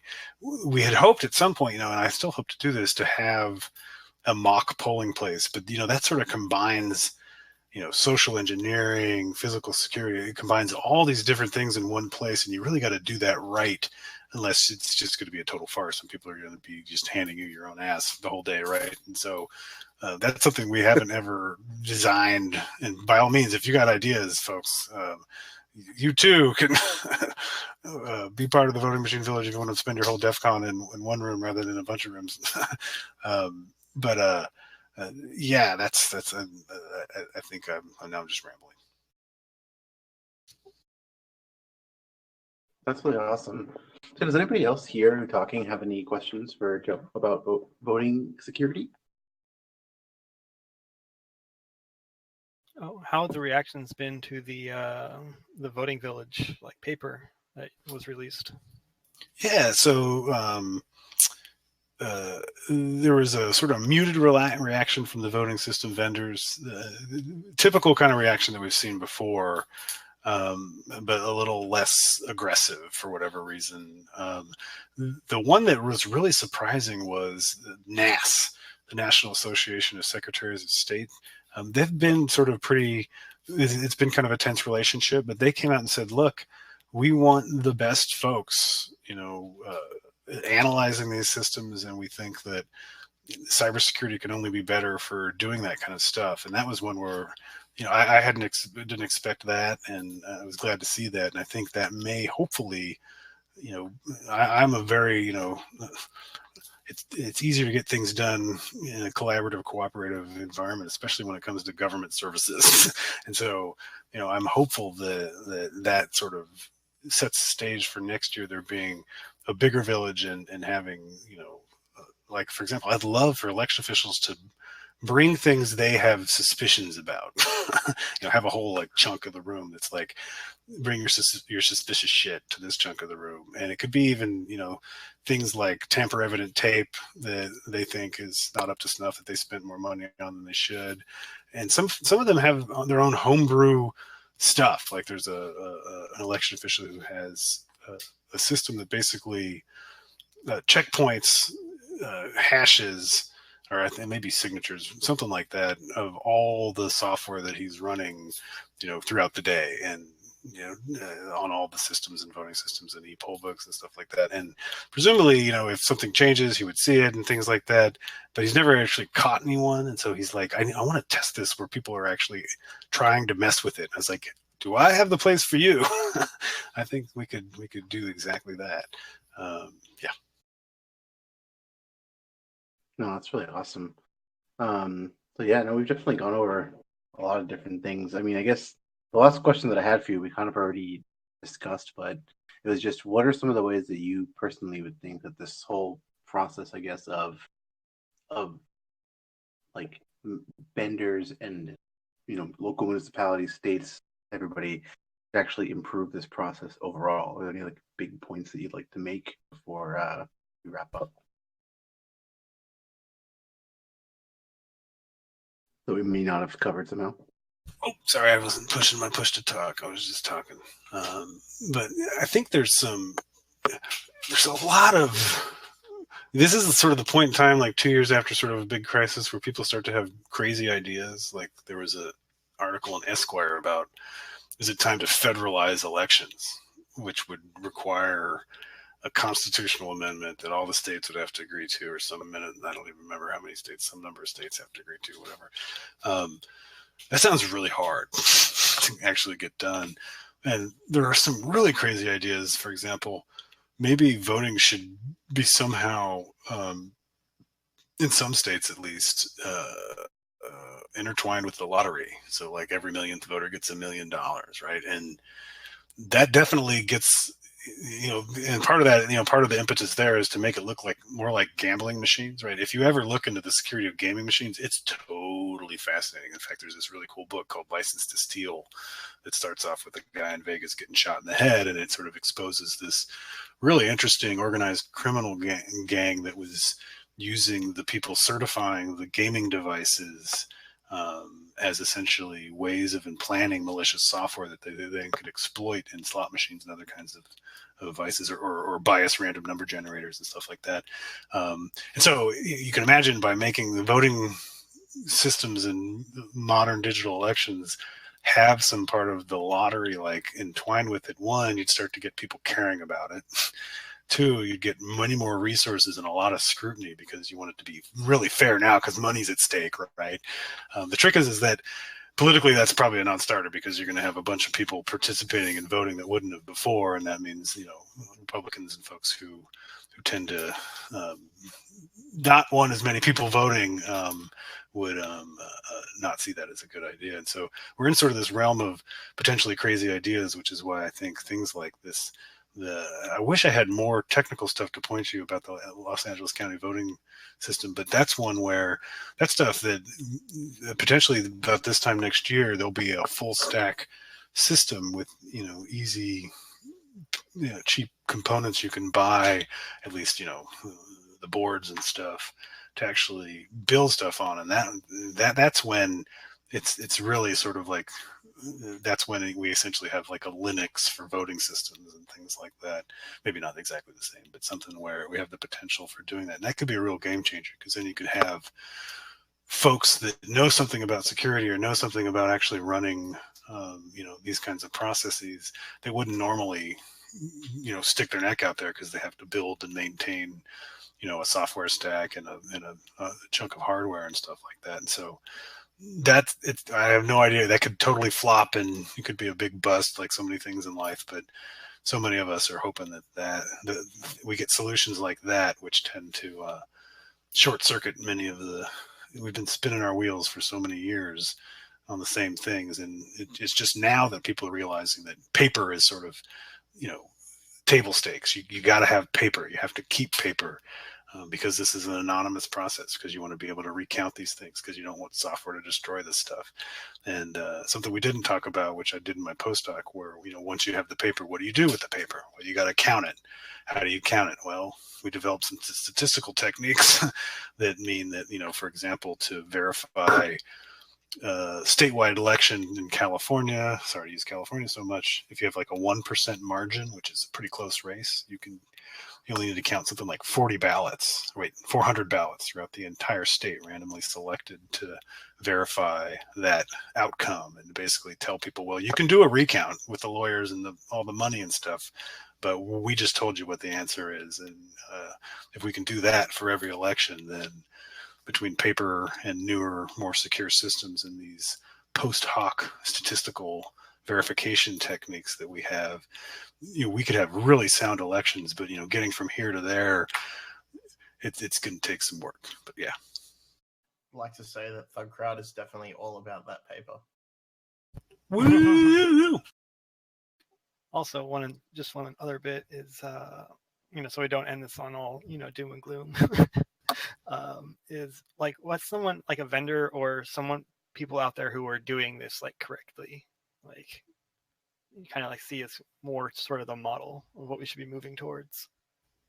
Yeah, so the LA County system is one where it's a ballot marking device, and it has it's gorgeous, man. It writes only the selections you made onto the ballot, and then puts this big ass QR code on it that is just a serialization of the ballot positions, and then an HMAC of over the ballot contents, hash message authentication code. That thing's pretty cool. Austin, Texas, Travis County, Texas, I believe. I always get Travis and Harris County mixed up if we have any Texans. Sorry. They had a voting machine on paper that I'm hoping they'll be able to build someday that is pretty cool. And one of the unique aspects of it, it's all COTS, so it's all, you could go to Best Buy and buy the crap you need to run this voting system. But it actually, before blockchain was cool, which is a fun thing for an old person to say, it actually used entangled logs. So every machine would broadcast out log entries to all the other machines, and then they would all cryptographically sign them and broadcast them out and stuff like that, which meant that it was just a really neat kind of a trick for making things harder to subvert and cover your tracks by modifying logs. Anyway, that system is a cryptographic system end to end, which means that you get a receipt that doesn't prove how you voted, but that with something in your head that you remember, you can look up later and verify that your ballot was actually included in the count. And then there are mathematical properties you can use to verify that only ballots that are valid are in the count. Anyway, a bunch of really interesting methods that unfortunately are just really hard to explain to voters. Like last thing you want to do is you go from just counting ballots to a whole bunch of mixed nets and cryptography and stuff, and it just gets really hard really quick. But I'm hopeful that those kinds of things will, because those are really well engineered, at least on paper and software and simulated and stuff like that. And then I'm trying to think if there's any particular vendor I would call out. There's some that are trying to be. So if anyone in the room's ever done any work with the U.S. intelligence community, there's a really awesome shop called Galois that does a lot of work with DARPA and IARPA and folks like that. Galois has a spin out called freeandfair.us, which is essentially their attempt to bring formally verified software systems and cryptographic primitives and stuff like that to voting. And man, if anyone can do some really kick-ass software design that is like secure to the hilt, it's going to be those guys. And so I'm excited to see what they're going to do too. That's awesome. Yeah, you've definitely given us quite a bit to think about and chew on for this election thing. I mean, this is like such a broad topic. There's so many moving pieces to it, and there's so many misconceptions that I feel like you definitely helped clear in a lot of ways. So thank you very much for coming on and talking to us. Yeah, make sure you go vote. I mean, the number one thing that we can do to fuck it all up is not vote. Exactly. Thanks for having me. You guys are awesome. Thanks for I'll be a part of your community. Cheers. Awesome. Heck yeah. So thanks. So yeah. It's getting kind of late. And my Wi-Fi, I'm hopefully be able to shut down this session here. So I'm gonna just I guess call it now. But yeah, for everybody, next week we have Pen Tester Lab who's gonna be talking to us, and it's gonna be a good show. We also next week we will have information about the certification. If you guys have been wondering why I have CISSP next to my name, we are going to be releasing our very own cert. So that's all I guess I'll say for now. But please tune in next week for the beginning of the show to hear more information about how you too control the InfoSec community.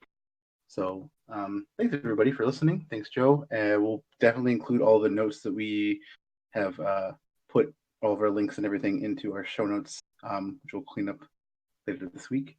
But yeah, thanks everybody. And also thanks to all of our Patreon supporters. We have Chris Wallace, Harmony, Null Cookies, Rob Poners, and Sterling Archer. So thanks everybody, and we'll talk to you later. Oh, also big thanks to Hacking TV for the host earlier. Oh yes, thanks Hacking TV as well, and everybody else who hosts us. And, Dan isn't here this week, so shut up and get a lawyer for him. And absolutely. Birthday. Oh yeah. Happy birthday! All right, we'll see you guys later. Good night. Cheers. Good night. Peace.